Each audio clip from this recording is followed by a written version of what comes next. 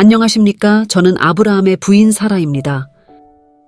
오늘은 제가 어떤 삶을 살았는지 여러분에게 말씀드리고자 합니다. 저의 남편 아브라함을 아는 사람은 많지만 의외로 저의 삶이 어떠했는지 모르는 사람이 많더군요. 어떤 분은 제가 아브라함의 사랑을 듬뿍 받으며 행복하게 살았을 것으로 생각합니다. 그러한 생각은 절반은 맞고 절반은 틀렸습니다. 여자의 행복은 종류가 많답니다. 여자분들은 공감하시겠지만 남편의 사랑도 중요하지만 자녀는 더욱 중요합니다.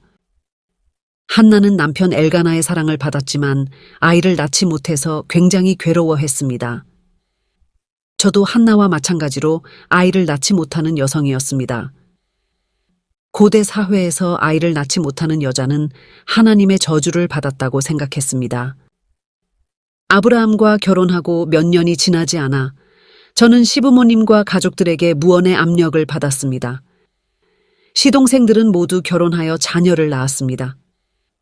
장남인 아브라함만 아이가 없었습니다. 그러니 제가 받았을 스트레스가 얼마나 큰지 경험하지 못한 분은 잘 모를 것입니다. 10대 때 결혼해서 90세가 되기까지 아이가 없는 여자로 살아야 하는 아픔과 고통을 아무도 모를 것입니다. 오늘은 그 아픔을 여러분에게 하소연하는 마음으로 나누고 싶습니다. 남편 아브라함은 아들을 낳고 싶은 마음이 간절한 사람이었습니다. 그는 하나님의 소명을 받고 과감히 고향과 친척과 아버지의 집을 떠났습니다. 사람들은 아브라함의 믿음을 강조하여 설명합니다. 물론 남편 아브라함은 믿음이 강한 사람으로 믿음의 조상이 되기에 조금도 부족함이 없습니다. 그런데 아내인 저의 입장을 생각해 보셨는지요? 목회자의 아내가 있다면 제 입장을 조금은 이해하실 것입니다. 남편이 하나님의 소명을 받고 하나님의 사람이 되고자 결단할 때 아내는 어떤 태도를 가져야 할까요? 소명은 남편이 받았지 아내가 받은 것이 아닙니다. 남편의 소명을 따라 고난의 길을 함께 걸어간다는 건 쉽지 않습니다. 어느 날 남편 아브라함이 하나님께 받은 소명을 제게 이야기했습니다. 그때는 제가 결혼해서 수십 년 동안 아이를 낳지 못한 때입니다. 아브라함의 나이 75세였고 제 나이는 65세였습니다. 그동안 아이를 낳기 위해서 좋다는 약은 다 먹었습니다. 인간이 할 수 있는 일은 다 해보았지만 임신은 되지 않았습니다. 남편이 소명을 받은 날 그는 흥분해서 이렇게 말했습니다. 여보, 하나님께서 나로 큰 민족을 이루고 내게 복을 주어 내 이름을 창대하게 하리니 너는 복의 근원이 될지라 하였어. 저는 그 말을 듣는 순간 올 것이 왔구나 생각하였습니다. 이제 우리의 힘으로 할 수 있는 일이 아니라고 생각했습니다. 자녀를 낳고 큰 민족을 이룰 수 있다면 저는 지옥에라도 들어갈 준비가 되어 있었습니다.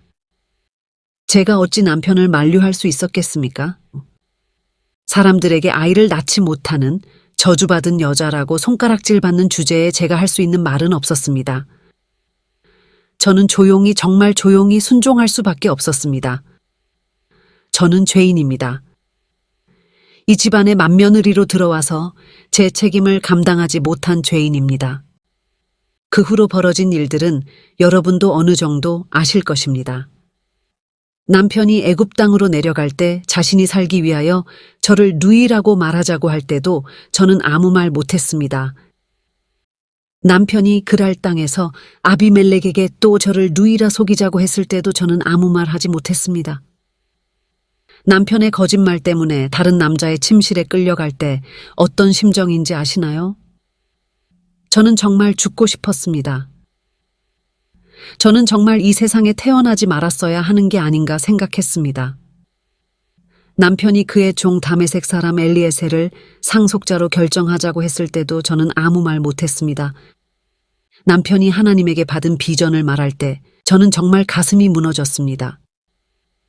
어느 날 남편이 다시 말했습니다. 여보, 내가 다메섹 사람 엘리에셀을 상속자로 삼자고 하였더니 하나님께서 나에게 말씀하셨어. 그 사람이 너의 상속자가 아니라 내 몸에서 날 자가 내 상속자가 되리라. 그리고 밤 하늘의 무별을 보여주면서 말씀하셨어. 하늘을 우러러 무뼈를 셀 수 있나 보라. 내 자손이 이와 같으리라. 저는 하나님을 믿는 사람으로 하나님의 말씀을 신뢰합니다. 그러나 저는 이미 생리가 끊어졌고 아이를 낳을 능력이 없었습니다. 하나님의 약속은 저와 아무런 상관이 없습니다. 아브라함에게는 이미 그두라라고 하는 첩이 있었습니다. 그두라는 아들을 6명이나 낳았습니다. 하나님께서 남편에게 하신 약속은 아브라함에게 주신 약속이지 저에게 주신 약속이 아니라고 저는 생각했습니다. 그때 불현듯 제게 떠오른 생각이 있었습니다. 고대 사회에서 주인의 여종이 아이를 낳으면 그 아이는 주인의 아이로 인정하는 법이 있었습니다. 저는 이집트에 갔다가 파라오에게 선물로 받은 젊은 여종 하갈이 있었습니다. 만일 하갈이 아이를 낳으면 그 아이를 통해서 저의 집이 세워질 것이라고 생각했습니다. 그렇게 해서 하갈이 임신하였습니다. 드디어 저의 생각대로 일이 풀리는 듯 했습니다. 그런데 하갈이 여종의 신분을 뛰어넘어 저의 자리를 탐내는 것이 보였습니다. 이건 당시 사회법으로도 있을 수 없는 하극상이었습니다. 저는 결단하지 않을 수 없었습니다. 하갈 같은 여종은 내보낼 수밖에 없다고 판단했습니다. 그 점을 두고 저를 비난하신다면 제가 오롯이 감당하겠습니다. 그런데 하갈을 향한 하나님의 섭리가 무엇인지 잘 모르겠지만 하갈은 저의 집에 다시 돌아와 아들 이스마엘을 낳게 되었지요. 그 후로 10수년, 좀 더 정확히 말하자면 14년 동안 저는 몸과 마음이 바싹 마른 이파리 같았습니다. 남편 아브라함은 이스마엘을 후계자로 생각했습니다. 그런데 하나님은 단호하셨습니다. 아니라 내 아내 사라가 너에게 아들을 낳으리니 너는 그 이름을 이삭이라 하라. 내가 그와 내 언약을 세우리니 그의 후손에게 영원한 언약이 되리라. 그동안 하나님께서 아브라함에게 여러 차례 언약을 주셨지만 저의 이름이 정식으로 거론된 것은 그때가 처음이었습니다. 지금까지는 아브라함의 후손이라고만 하였지 제 이름을 거론한 적은 없었습니다. 솔직히 저도 하나님께서 아브라함의 후손을 아브라함이 낳은 후손으로 생각했습니다. 왜냐하면 저는 아이를 출산하지 못하는 여성이었기 때문입니다. 하나님의 비전과 약속 속에 제가 자리할 곳은 없다고 생각했습니다. 그 말씀을 들은 남편이 제게 와서 말했지만 솔직히 저는 믿지 못했습니다. 그로부터 다시 1년이 지난 후 천사가 찾아와 제가 아이를 출산할 것이라는 소리를 하였지만 저는 속으로 피식 웃었습니다. 제 나이 90세이고 경수가 끊어졌으니 그건 불가능하다고 생각했습니다. 그러나 사람으로는 할 수 없으나 하나님으로는 하실 수 있다는 사실을 그때까지만 해도 저는 믿지 못했습니다. 이제 와 돌이켜 생각해 보니 전능하신 하나님께서는 불가능을 가능케 하시는 분이십니다. 게다가 하나님께서 처음 아브라함을 부르면서 주셨던 약속, 그리고 그 후에 주셨던 모든 축복은 바로 저에게도 해당된다는 것을 깨닫게 되었습니다. 아브라함이 낳은 자식이 많았지만 그들이 아니라 바로 저를 통해서 낳은 자식을 콕 집어서 말씀하신다는 것을 정말 늦게서야 깨닫게 되었습니다. 사도 바울은 저를 두고 이렇게 말했다지요. 아브라함의 씨가 다 그의 자녀가 아니라 오직 이삭으로부터 난 자라야 내 씨라 불리리라. 정확히 말하자면 아브라함의 씨라기보다는 사라의 씨라는 말입니다. 그러니까 하나님께서 아브라함에게 주신 언약은 사라인 저에게 주신 언약이었습니다. 저는 그 사실을 모르고 평생을 눈물 흘리며 때로는 아파하고 때로는 원망하고 때로는 후회할 짓을 하면서 살았습니다. 그 긴 시간 동안 남편이 저를 버리지 않고 지켜준 것도 고맙지만 무엇보다도 하나님 아버지께서 저를 사랑하셨다는 사실이 너무나 고맙습니다. 사람들이 저를 향하여 아이를 낳지 못하는 여자, 하나님께 저주받은 여자라고 욕을 해도 하나님은 저를 향한 놀라운 계획을 가지고 지켜주셨습니다. 절망과 어둠 속에서 허우적거리던 저를 끝까지 포기하지 않으시고 붙잡으신 분은 하나님이십니다. 제가 여러분에게 할 수 있는 말은 딱 한 가지입니다. 인간적으로는 포기할 수밖에 없는 절망적인 상황이라 할지라도, 사람들에게 온갖 수모를 당하고 욕을 먹는 자리에 있다 할지라도, 살 소망이 끊어지고 죽음밖에 답이 없다고 할지라도 포기하지 마십시오. 혹여나 여러분은 포기해도 하나님은 포기하지 않습니다. 하나님은 여러분을 사랑하시고 여러분을 붙드시고 여러분을 구원하실 것입니다. 그 산 증인이 바로 접니다. 오늘 제가 인간적인 입장에서 너무 솔직하게 표현해서 불편하신 분이 계시더라도 이해해 주시기 바랍니다. 제가 간증하는 것은 인간인 저 사라를 드러내고자 함이 아니라 끝까지 변함없이 저를 사랑하고 회복시키시는 하나님의 영광을 드러내고자 함입니다. 하나님 아버지 사랑합니다. 하나님 아버지 감사합니다. 앞으로도 저 말고 다른 귀한 분들의 간증이 기다리고 있으니 좋아요와 구독을 꼭 눌러주시면 감사하겠습니다. 주님 보좌 앞에 나아가 참된 안식과 기쁨 나누리겠네. 경배하며 주의 얼굴 구할 때 신실하신 주님 참. 우리 다시 한번 고백합시다. 주님 보좌 앞에, 주님 보좌 앞에 나아가 참된 안식과 기쁨 나누리겠네. 경배하며 주의 얼굴 구할 때 신실하신 주님 참. 고백합시다. 신실하신 하나님, 신실하신 주, 나의 주 하나님은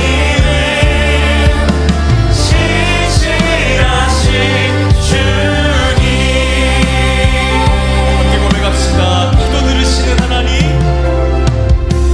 기도 들으시는 하나님, 폭풍 속에 내 등불 내놓으래 시간 주의 날개 아래서 내 맘 쉬리니 신실하신 주님 참. 아멘. 신실하신 신실하신 하나님, 신실하신 주, 나의 주 하나님은 신실하신 주, 신실하신 하나님, 신실하신 주,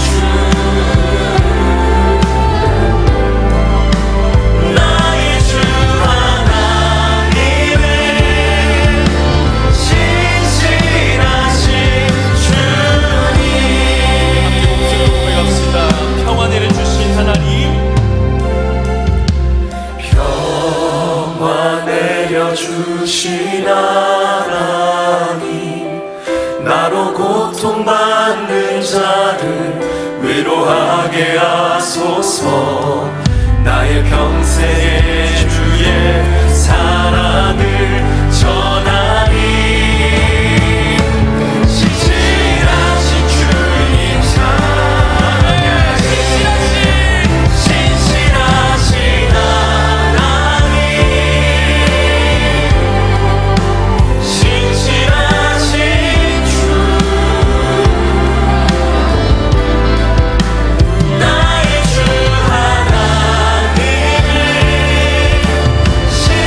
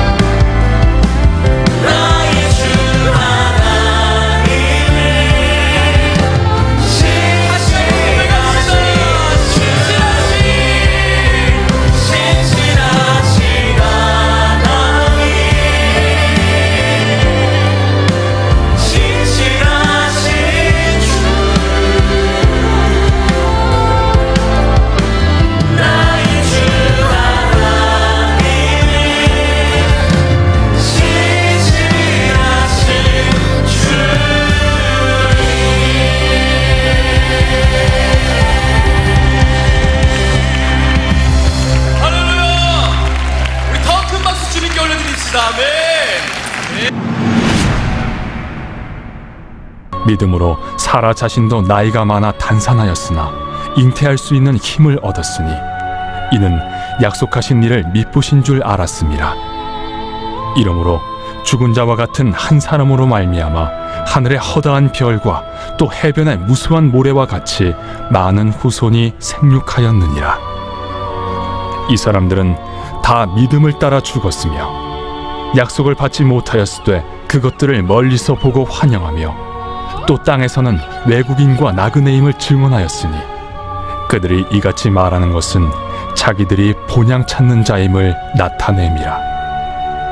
그들이 나온 바 본향을 생각하였더라면 돌아갈 기회가 있었으려니와 그들이 이제는 더 나은 본향을 사모하니 곧 하늘에 있는 것이라. 이러므로 하나님이 그들의 하나님이라 일컬음 받으심을 부끄러워하지 아니하시고 그들을 위하여 한 성을 예비하셨느니라.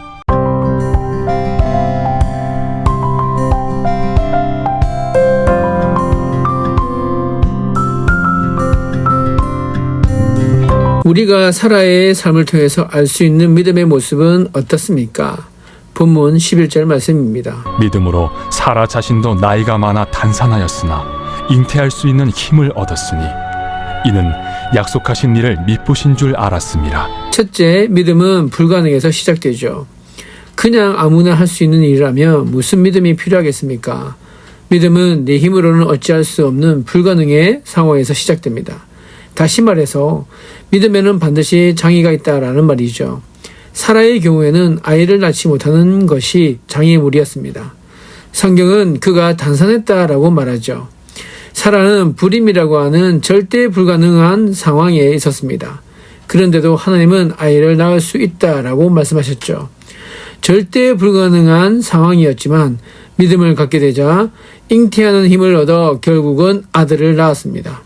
이를 통해 우리가 깨닫는 진리가 있죠. 믿음을 가지려 할 때 장애물과 불가능이 방해하지만 일단 믿음을 가지면 그 장애물과 불가능은 믿음에 의해 제거된다라는 것입니다. 하나님을 우리 수준으로 끌어내리려 해서는 안 되는 것이죠. 하나님은 우리보다 훨씬 더 뛰어나신 분이십니다. 우리가 하나님을 바라보면 하나님이 우리처럼 되는 것이 아니라 우리가 하나님처럼 변합니다. 하나님을 생각하십시오. 하나님께는 불가능이 없습니다. 하나님께는 모든 것이 가능합니다. 우리에게는 장애물일지라도 하나님께는 그것이 전혀 문제가 되지 않습니다. 히브리서 기자는 사라가 믿음을 가졌을 때 아이를 낳을 수 있다라고 설명합니다. 그래서 예수님은 할 수 있거든이 무슨 말이냐?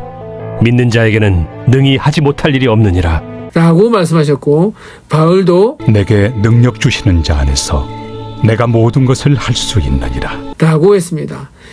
우리는 능력 주시는 그분 안에서 모든 것을 할 수 있음을 기억하시기 바랍니다.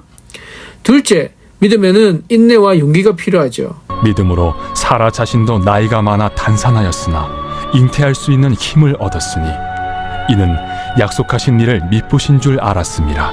네, 사라 자신도 나이가 많아 단산하였으나 라는 구절에서 볼 수 있듯이 사라는 오랜 세월 기다렸음을 알 수 있습니다. 여러분, 응답은 벼락처럼 오지 않아요. 하나님은 오랜 세월 동안 사라를 연단시켰습니다. 믿음을 가진 사람들은 그 세월을 견딥니다. 용기를 가지고 인내하며 기다리죠. 우리에게도 이런 인내와 용기의 믿음이 필요한 것입니다. 우리는 실패할지라도 하나님은 결코 실패하지 않으십니다. 우리는 포기해도 하나님은 포기하지 않으십니다. 하나님은 기어코 우리를 하나님의 사람으로 만드실 것입니다. 우리가 하나님을 피해 도망가더라도 우리를 붙잡으시고야 말 것입니다. 비록 지금은 만족스럽지 못하더라도 앞으로 5년 후, 10년 후를 기대하십시오. 믿음이 자라서 지금은 상상도 못할 모습으로 바뀌어 있을 여러분을 기대하시기 바랍니다. 하나님은 사라에게 약속을 주실 때 한꺼번에 주시지 않고 점진적으로 주셨습니다. 첫 번째 약속입니다. 내가 너로 큰 민족을 이루고 내게 복을 주어 내 이름을 창대하게 하리니 너는 복이 될지라. 그리고 두 번째 약속입니다. 내가 네 자손이 땅에 티끌 같게 하리니 사람이 땅에 티끌을 능히 셀 수 있을진데 내 자손도 세리라. 여러분, 이 구절들을 보면 첫 번째 약속보다 더 발전한 것을 알 수 있습니다. 즉, 첫 번째는 너로 큰 민족을 이룰 것이라고 하셨는데, 두 번째는 더 구체적으로 네 자손이라는 표현을 사용하셨습니다. 세 번째 약속입니다. 여호와의 말씀이 그에게 임하여 이르시되 그 사람이 내 상속자가 아니라 내 몸에서 날 자가 내 상속자가 되리라. 여기서는 계집종의 몸에서가 아닌 내 몸에서라고 더 구체적으로 말씀하셨습니다. 네 번째 약속입니다. 내가 그에게 복을 주어 그가 내게 아들을 낳아주게 하며 내가 그에게 복을 주어 그를 여러 민족의 어머니가 되게 하리니 민족의 여러 왕이 그에게서 나리라. 네, 여기서는 사라가 자손을 낳되 아들을 낳을 것이라고 더 좁혀 말씀하셨죠. 다섯 번째 약속입니다. 내년 이맘때 내가 반드시 내게로 돌아오리니 내 아내 사라에게 아들이 있으리라. 사라가 그 뒤 장막문에서 들었더라. 여러분, 이 말씀을 통해서는 내년 이맘때에 기한이 차면 아이를 낳을 것이라고 날짜까지 계시해 주셨습니다. 사라와 관련한 이런 일련의 계시는 25년에 걸쳐 일어났습니다. 참으로 놀라운 일 아닙니까? 우리가 기도하는 것도 시간이 걸려서 그렇지 반드시 이루어질 줄로 믿습니다. 우리는 하나님의 놀라운 계획 속에 있는 사람들입니다. 그냥 믿음 안에 거하십시오. 그러면 하나님의 때에 아름답게 열매 맺을 줄로 믿습니다. 우리가 시작할 때 확신한 것을 끝까지 견고히 잡고 있으면 그리스도와 함께 참여한 자가 되리라. 이것은 이미 예수님도 보증해 주신 것입니다. 내가 진실로 너희에게 이르노니 만일 너희가 믿음이 있고 의심하지 아니하면 이 무화과 나무에게 된 이런 일만 할 뿐 아니라 이 산더러 들려 바다에 던져지라 하여도 될 것이요 너희가 기도할 때 무엇이든지 믿고 구하는 것은 다 받으리라. 세 번째입니다. 믿음은 미쁘신 하나님을 바라보는 것입니다. 약속하신 하나님을 바라보는 것, 이것이 믿음의 뿌리요 기본이죠. 하나님은 신실하시며 변함이 없으십니다. 전능하신 하나님을 바라보십시오.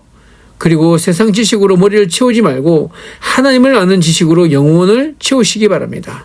하나님을 신뢰할 때 나중에 어떻게 될지를 따지지 마십시오. 전능하신 하나님께 맡기십시오. 그러면 하나님이 이루십니다. 너희를 부르시는 이는 미쁘시니 그가 또한 이루시리라. 네 번째입니다. 믿음은 결국 열매를 맺습니다. 사라는 불가능의 상징이었죠. 하지만 불가능했던 상황에서 미쁘신 하나님, 신실하신 하나님과 그분의 약속을 믿어 열매를 얻었습니다. 이러므로 죽은 자와 같은 한 사람으로 말미암아 하늘의 허다한 별과 또 해변의 무수한 모래와 같이 많은 후손이 생육하였느니라. 예수 그리스도를 믿는 자들은 마귀의 소나기에서 하나님의 품으로 넘겨지게 됩니다. 내가 진실로 진실로 너희에게 이르노니 내 말을 듣고 또 나 보내신 이를 믿는 자는 영생을 얻었고 심판에 이르지 아니하나니 사망에서 생명으로 옮겼느니라. 라는 말씀처럼 하나님은 죽음에서 생명으로 불가능해서 가능으로 우리를 옮기시고 우리 믿음에 응답해 주십니다. 바로 이것이 사라를 통해 배우는 믿음에 관한 진리이죠. 여러분, 이 세상에는 세 종류의 사람이 있습니다. 첫째, 습관과 본능에 따라 반복되는 삶을 사는 사람들이죠. 이 사람들에게 있어서 삶은 일종의 숙련된 기술이고 매일 반복되는 생활일 뿐입니다. 둘째, 생각하면서 사는 사람들입니다. 이 사람들은 삶의 의미와 보람을 추구하고 정신적 활동을 하면서 사는 사람들이죠. 마지막 세 번째, 하나님의 약속을 확신하면서 예수님 중심으로 나그네와 순례자의 삶을 살아가는 사람들입니다. 참된 그리스도인은 세 번째 유형에 속하는 사람들이죠. 이들은 히브리서 11장에 나오는 아벨, 에녹, 노아, 아브람 그리고 사라처럼 믿음으로 살아갑니다. 더 나은 본향을 사모하면서 말입니다. 믿음은 땅에만 내속된 삶을 살게 하지 않아요. 믿음은 우리로 하여금 하늘을 바라보고 하늘을 향해 전진하도록 합니다. 비록 우리가 시간과 공간의 제한 속에서 살고 있지만 믿음은 이 땅이 아닌 영원한 세계를 바라보면서 사모하게 만들죠. 결코 뒤돌아보지 않고 앞에 계신 예수 그리스도를 향해 나아가게 되는 것입니다. 기도하겠습니다. 그리스도 예수 안에서 선한 일을 행하도록 우리를 불러주신 하나님, 우리가 예수님의 삶과 십자가의 사역과 부활의 능력을 따라 행하는 삶을 살 수 있도록 은혜 베풀어 주시옵소서. 희망이 없는 죽은 믿음이 아니라 성령님이 이끄시는 바에 따라 행동하는 믿음으로 살기를 소망합니다. 믿음으로 서로 극진히 사랑하고 믿음으로 이웃들의 필요를 돌보면서 믿음으로 세상의 불의에 저항하고 믿음으로 사람들과 세상을 살리는 일에 두려움 없이 헌신함으로 하나님께 영광 돌리는 삶을 살아가게 하여 주시옵소서. 모든 걸 주 앞에 맡겨드리며 이 모든 말씀 우리 주 예수 그리스도의 이름으로 기도드리옵나이다. 아멘.